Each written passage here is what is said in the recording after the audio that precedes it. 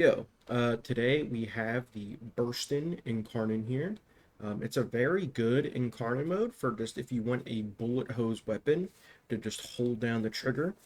It has crazy ammo economy. I believe it has like over 400 rounds when you switch it to Incarnon mode.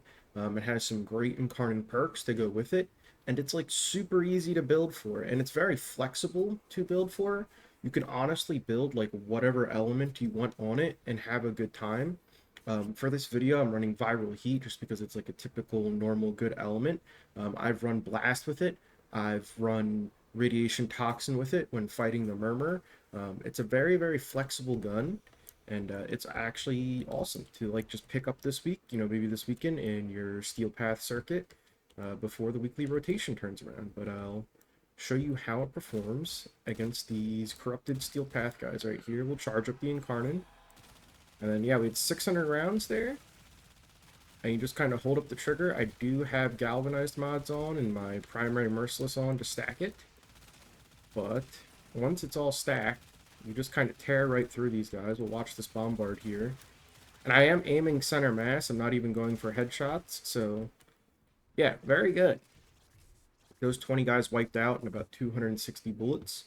Not bad at all. It's one of those guns that you can just kind of equip onto your loadout, and it'll be good wherever you take it. It's awesome for like things like Archons. You probably want to mod for radiation against them, good neutral element. It's good for like all the attenuated bosses, whether it's like the first couple phases of the super tank on 1989, whether it's the fragmented one. It's just a really good gun, super high fire rate, just bullet hose. So I will get right into my Incarnon perks and my selections and talk about those, and then we'll go into my mod screen. So obviously Evo Form 1, there's nothing you can pick from.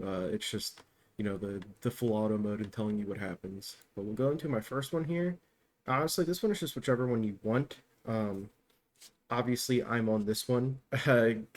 Just because I'm not typically, I'm not normally running frames with over the 450 armor for the bonus punch through. So obviously this is going to be the one that you like change up, I guess. This one's actually not bad as well. The bonus multi-shot on the final burst is really good for stacking the Incarnon mode, because like the amount of hits on an enemy's head, multi-shot counts for charging your Incarnon mode super fast. So that is nice. Obviously, if you're playing like Grendel, a Rhino, a Frost, anyone with super high armor, you're probably going to be going for this one for the bonus punch through. So this is just kind of whatever is up to you. I'm just on this one just because it's here. They both kind of increase our base damage, so by the same amount. So you're really not losing anything here going between them. Really just pick whatever. On this next one, I go for the minus recoil because we're never really using the reload from empty thing. This is really only if you're staying in burst fire mode only, which is fine. It's fine in burst fire mode only. This is one of those Incarnon weapons where the perks help it so much. You can just stay in normal mode 24/7 and have a fun time. And then same thing for this perk, extended volley, increase the base magazine capacity by 21. This does not boost your Incarnon form from 600 to 621. This is purely for burst mode, and for this build I'm just trying to stay in Incarnon mode as often as possible. So that doesn't help with this, that doesn't help with that. We're just here for the minus recoil. It makes it a super easy bullet hose weapon, especially if you're on controller or something like that. Very easy to use weapon with this perk active on the minus recoil. And then for our last one, once again, on full burst hit, bonus damage. We are not using the burst mode ever in this build, so that's why it's not selected. Base critical chance, I could definitely see a world for this, especially if you're like more focused on killing bosses. Things like the acolytes and the stalkers and of the world. They hate high crit damage, like bursty crit damage. So if you want to run that thing and be a bit more of a boss killer, I definitely see it. But this weapon is so status heavy that I'm just running the bonus direct damage per status type. I know the burst and shots have a little burst around the bullet when they hit, tiny little AoE. It won't affect the damage from that, but the bullet directly hitting the enemy target, it will count. So you'll be just as fine with Fatal Affliction here. So And then on our Incarnate mode, we do have decent crit stats, so I don't even think you need this. And I do have like a hybrid crit build on my Burston Incarnon. So those are my evolution perks. You can kind of pick whatever Evo 2. Go for the weapon recoil if you're going to be in Incarnate mode 24/7. And for the last one, you can switch between this one and the crit. It really doesn't matter. So thumbs up for me. Now we'll get straight into my modding scenario. And like I said, this is a pretty typical hybrid viral heat setup. Like I said though, you can be as flexible as you want with the elements, run whatever just tickles your fancy. You want to run gas for some odd reason, maybe you're running Cora and you're ensnaring guys and you're gassing them up. You want to run Larva from Nidus and group guys up and run Blast. You want to run Radiation Toxin to kill the Murmur and run Primary Blight in your Arcane section. Be my guest. This is just my general jack of all trades, master of none hybrid crit setup here. Okay, this you're going to be able to take wherever. If you get it in your EDA, your ETA, your circuit rotation, you're grinding the new Araxia event, and you pick it up. This is going to work just fine anywhere you take it, 9 times out of 10. So that's why I have all these specific mods set up here. So galvanized chamber, tons of multi-shot. That's why it's here. Nothing to really yap about there. Galvanized aptitude, more status chance is always lovely on this thing. Over 100%, we can get multiple heat procs per hit or whatnot. And the bonus direct damage per status type, that is also really good. Just more gun dish and overload for our Burston here. Rifle Elementalist, we're doing a boatload of heat procs, so that's nice. Our heat procs are going to be doing a lot more damage. And viral heat, like I said, go for whatever element. This is just here to be flexible and trying to cover as much ground as possible. And then we have Vital Sense, very good for our crit damage.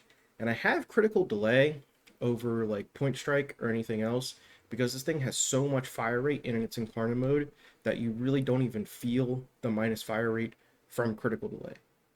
As for Arcanes, I do have Merciless. You can run Primary Deadhead if you're doing like a burst only setup.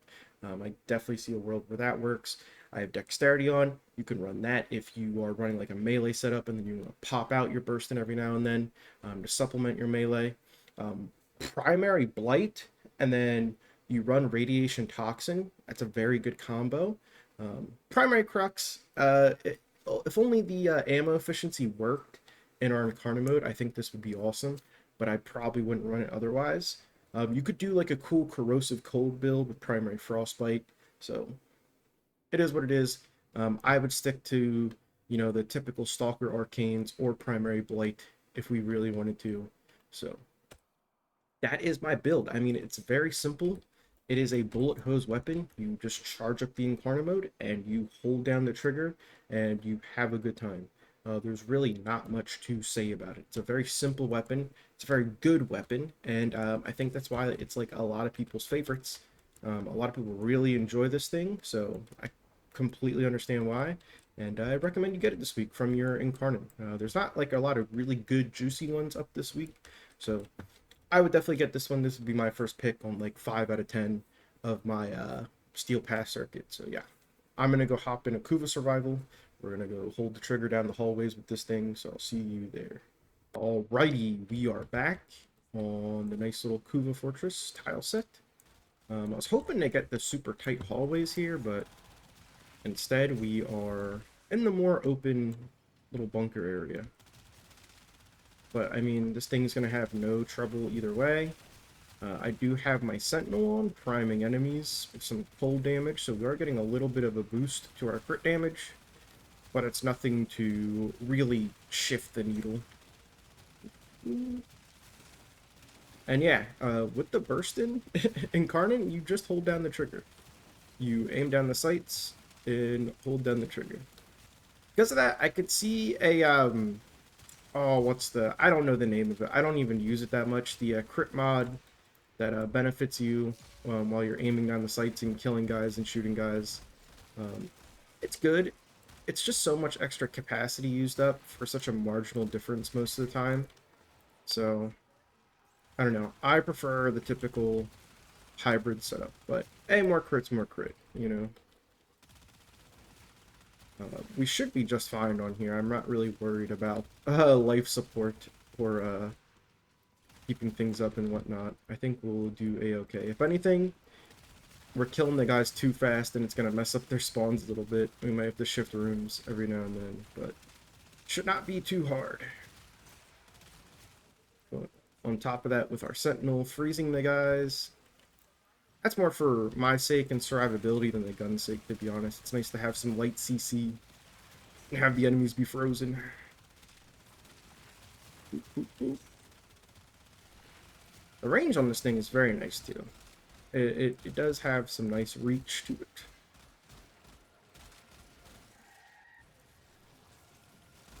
Oh, I gotta switch. I recharged it back up. Eximus down.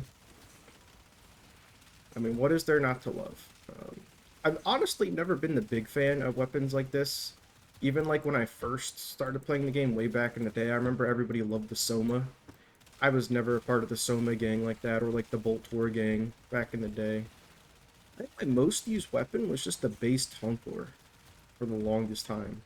I was also a big fan of the bows. I love the Dread, the Stalker's bow. I used that one quite a bit when I first started playing the game. Yeah, I was always like more of a bow and AoE guy than like your typical bullet weapon. Ah, I gotta upgrade my DR there. There we go, it's active. The burst mode is pretty satisfying, I will say. I could definitely understand and see why someone would want to do a burst only build on this thing and chill in the primary fire mode. I see the vision, I see the vision. Hoping we get the stalker to spawn soon. Ugh. Just a very chill 5-minute survival using this bullet hose gun. Nothing to write home about. It's just good. You know, well, what's the one saying? You know, it just works. Like, there's nothing fancy, there's nothing under the hood going crazy here. The only cool tech, like I said, that I've seen is like blast or gas builds with this thing. Because of how fast the fire rate is and because of how fast it stacks status, you can do blast or gas builds with a grouping tool. Whether it's Cora or a nice larva, things of that nature. And Acolyte down. Yeah, we're chilling. This is a very good gun. I love it. If I lock in, I should be able to get 100 KPM. We should be able to hit the 500 in 5 minutes mark. Let's try. Typically, when I don't hit it, I'm always like at 450 or like 400 exactly or something. And it's I always like just kind of stop worrying about killing guys after I kill the stalker. But I'll try to hit 500 here. We'll see what happens. Keep my DR up. Ooh, this is gonna kill us on not having my Incarnon mode up. Alright, we'll just switch. 300 bullets, go. 20 seconds, 20 seconds. Do we get it? Do we get it? Get that Jade Eximus. Turn around, get all these guys behind me. Oh. 446. Yeah, I could have done a better job there after we killed the Acolyte the first time around. We probably hit 500, but that's on me. The gun's really good. Boop. I'm going to put my crystal down. And just get all those guys going. That is the Burston Incarnon. There's not much to say. It's a really good bullet hose gun. It'll be really good at 9 out of the 10 places you take it, so I can't recommend it enough. I think it should be your first option this week on the Steel Path circuit, so go get yourself one. Adios. Bye.